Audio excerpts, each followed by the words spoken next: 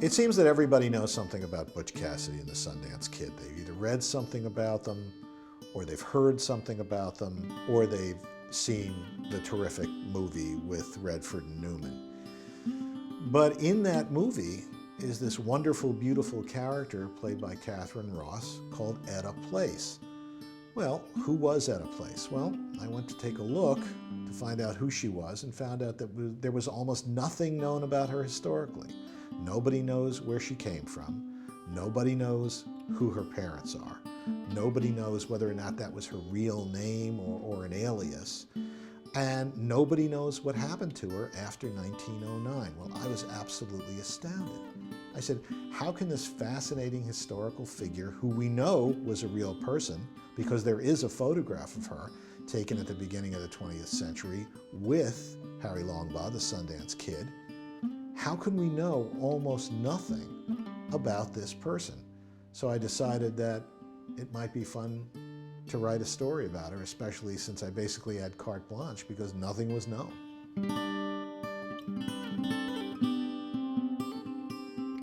All of the women I know are strong women. That's the only kind of women I've ever been exposed to, and really, quite frankly, the only kind of women I like.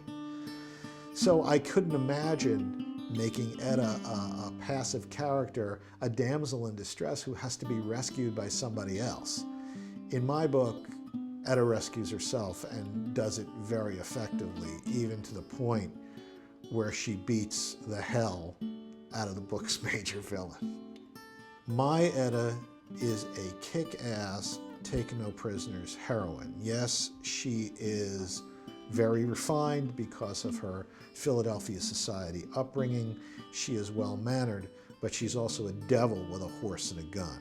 And she's exactly the kind of person who I think the real Etta would have been.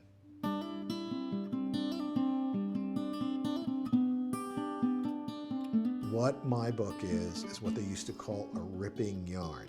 A lot of Etta talks about dime novels, the old dime novels of the Old West, in which you would read these wonderful stories about Wild Bill Hickok and Bat Masterson and Calamity Jane. This is the kind of book I wanted to write, an almost modern dime novel that was full of thrills and action. And although I hope the book is well written and has literary merit, for the reader, I want it to be rip-snortin' and a rootin' tootin' adventure.